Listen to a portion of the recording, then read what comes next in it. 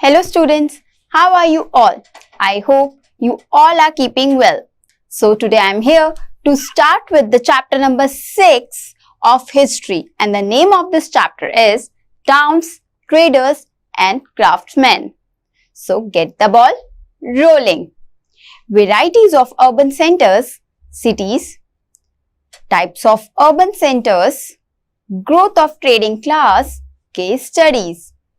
History terms: impetus, boost to something, burgeoning, ever-growing, pilgrimage, travel to a holy place, chintz, a type of dyed cotton cloth. Varieties of urban centers, cities. The discovery of agriculture prompted early men to settle near his fields.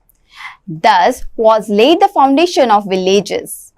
When more and more people began to settle in these villages, gradually many of these developed into towns. With the passage of time, due to the activities of the rulers, religious persons, craftsmen and traders, some of these towns flourished. They flourished as court towns or capitals, some as pilgrimage centers, some as port cities, and some others as trading towns and cities. Some of these towns were founded by different ruling dynasties, while others grew themselves. As a result of the trading activities, not only this, some of these towns were ravaged by the vengeance of nature or invaders, while others continue to flourish, and we can see them even today. Let us try to analyze different categories of these towns and cities and trace the origin of some other towns. Before this, let's connect to history. A town is commonly defined as a living place where people, instead of farming, are engaged in different types of activities to earn their livelihood. Now, types of urban centers. Court towns or capitals. Rulers built new cities as their capitals and rebuilt old ones. The administrative capitals of the Delhi Sultans and Mughal emperors like Agra, Delhi and Lahore grew into thriving cities. New towns were founded by the Delhi Sultans, their nobles and the rulers of provincial dynasties. Delhi itself was transformed several times, from Shiri to Tughlaqabad to Shahjahanabad, to become the most imposing capital in the east. Muhammad bin Tughlaq built his new capital at Daulatbad in 1327 CE. Firoz Shah Tughlaq built many cities including Firoz Shah Kotla in Delhi, Firozabad and Jaunpur 1359 CE.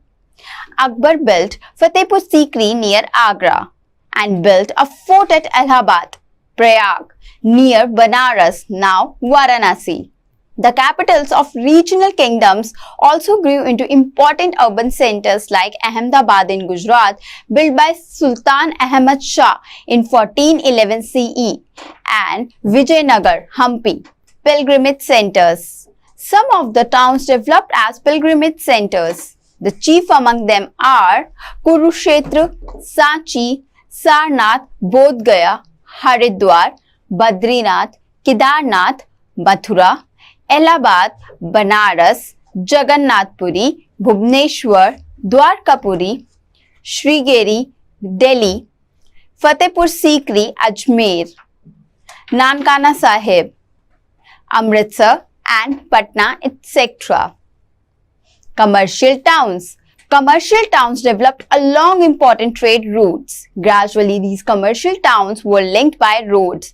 Sher Shah Suri repaired the ancient imperial road which connected Sonargaon near Dhaka to Peshawar in the northwest. Many of the sarais built along the road became commercial towns. Later, the Mughal Emperor Jahangir and his successors allowed the European traders to establish trading settlements at places like Surat, Bombay, Puducherry, Madras, Calcutta and Masulipatam. Gradually, they developed into thriving commercial towns. Port towns. Since India developed overseas trade with Southeast Asia, West Asia, China, and Europe, port towns like Surat, Bhuj, and Cambay in Gujarat, Calicut and Cochin in Kerala, Masulipattnam in Andhra Pradesh, and Sunargaon and Chittagong in Bengal cater to foreign trade. Now student, it's time to connect to history. Since traders had to pass through many kingdoms and forests, they formed guilds to protect their interest. There were several such guilds in South India from 8th century onwards, the most famous being Nanadesi and Manigramam. Trading towns. Almost all foreign travelers like Vasaf, Yalruth, Idrisi, Marco Polo, etc. confirmed that Indian merchants were very busy in inland and sea route trade. They went to western countries and China through the new land routes, while through the sea routes they visited Arabian, African and European countries on the west and southeastern countries in the east. As such, a large number of trading towns also came up. Among them, the most important were those of Multan, Lahore, Delhi, Agra, Fatehpur Sikri, Patna, Dhaka, Anhilwada, Champaran and Surat, all in Gujarat, Balasara, Odisha, Burhanpur in the west, Tamralipti, Bengal, Ahmedabad, Masulipattnam, Rajmabad in the east, Ahmednagar, Goa, Damandiu, etc. Growth of trading class, traders and craftsmen. Both the traders and craftsmen have a great part to play in the economic activities of the country. Indian craftsmen were perfect masters in producing articles of different kinds and that too in good quality. They were perfect masters in the field of textile industry and their cotton, woolen and silk cloth had no comparison in the world. Indian craftsmen had great mastery over the manufacture of both silk and leather goods. The art of making metals was pursued with great success during the period 800 to 1707. Both the ironsmiths and goldsmiths produced the most fascinating quality. The Indian traders took these manufactured goods as well as agricultural goods like spices to distant land and helped India to become rich. Scholars say that the present-day town of Tamluk in West Bengal is the site of Tamralipti. The present town is located on the banks of the Rupnarayan river close to where it flows into the Bay of Bengal. Both the Indian craftsmen and traders had organized themselves into their own guilds, which not only helped them in times of need but also helped them to produce different articles of good quality so that no country could match them in the field of internal and external trade. Case studies. Hampi. The capital city of Vijayanagara Empire was known as Vijayanagara in medieval times. It is today a part of Karnataka state and is known as Hampi. It is located in the Krishna Tungabhadra basin. The Vijayanagara Empire was founded in the 1336 and lasted for almost 200 years. The ruins of the city reveal that it was a fortified city.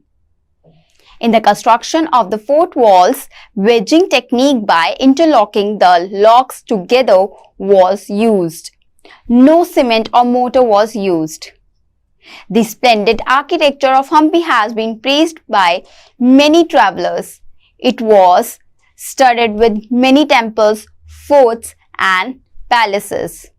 The buildings in the royal complex had used arcs, domes and pillar halls. There were niches on the walls for holding sculptures. The members of the royal family and many rich people had their residences in garden complexes and orchards. They contained sculptural motifs such as the lotus and corbels. The empire had its own fleet of ships. Besides coastal trade, inland trade also prospered. A Muslim scholar, Abdul Razak, noted that there were about 300 ports including the port of Calicut on west coast which maintained trade links with the countries of Abyssinia, Portugal, South Africa, Arabia, Persia, Malaya and China. It has been said about Hampi, if dreams were made out of stone, it would be Hampi.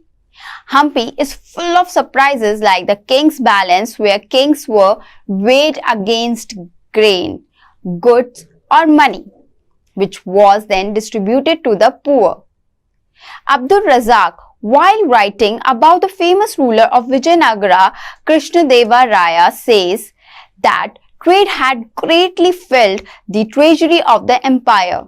The Vijayanagar rulers also ruled over Goa for about 100 years and had built many ports along the stretch of west coast in 1469.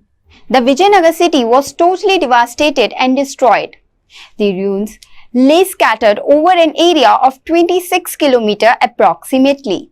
Now, Masulipattnam. Masulipattnam, also known as Machilipatnam, gets its name from a gateway to the city decorated with the eyes of fish, Machili. It was founded in the 14th century by the Arabs. Masulipattnam was a port from where the French, British and Dutch traded during the 17th century. It was prime production centers of fine chintz, which was much in demand in the Southeast Asian markets. A royal order from the Qutub Shahi ruler permitted the Dutch to establish a factory at Masulipattnam. Situated in the Bay of Bengal, Masulipattnam is the administrative center of the Krishna district in the state of Andhra Pradesh. This town is a railway terminus and an important educational center.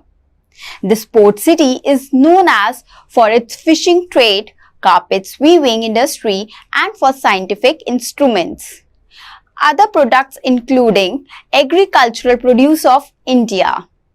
Masulipattnam was and even today is famous for its kalamkari art. This kalamkari technique derives its name from the Russian word kalam or a pen-like tool used to draw outlines on the cloth, and kari means work. Thus kalamkari meant the work done by kalam. In its heyday, this port used to handle export of different items weighing more than 2.7 lakh tons and imports of 37,000 tons. Surat. Surat was an important port and trading town during the Mughal period. It was the gateway for trade with West Asia via the Gulf of Ormuz. It was famous for all kinds of cotton textiles. Fine cotton textiles with zari borders were exported to markets in West Asia and Europe. In the 17th century, the Portuguese, Dutch and English had their factories and warehouses at Surat. According to the English chronicler Ovington, on an average, 100 ships of different countries could be found anchored at the port at any given time. In 1573, the Portuguese traveller Duarte Barbosa described Surat as an important seaport, frequented by many ships from Malabar and various parts of the world. During the reign of Akbar, Jahangir and Shah Jahan, Surat rose to become a chief commercial city of India. As a major port of the west coast of India, Surat also served as a port for Hajj to Makkah. In 1664, the Maratha king Shivaji attacked Surat as it was a Mughal power center and a wealthy port town which generated $1 million in taxes. The prosperity of Surat received a fatal blow when Bombay was ceded to British as part of the dowry for Catherine of Braganza's wedding to Charles II in 1662.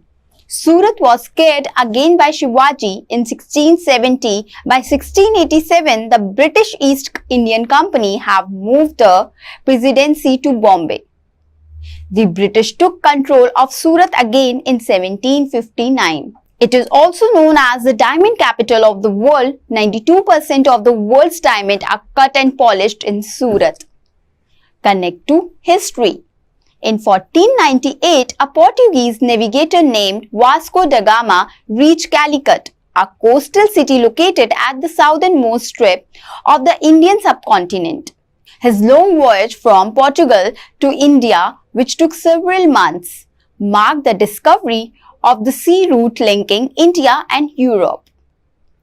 Soon, the Portuguese built several settlements and controlled many areas in the southern peninsula and the Deccan. Rulers of Gujarat like Bahadur Shah and Mughal Emperor of Shah Jahan tried to expel them, but they could not succeed, and the basis of Portuguese establishment thus formed.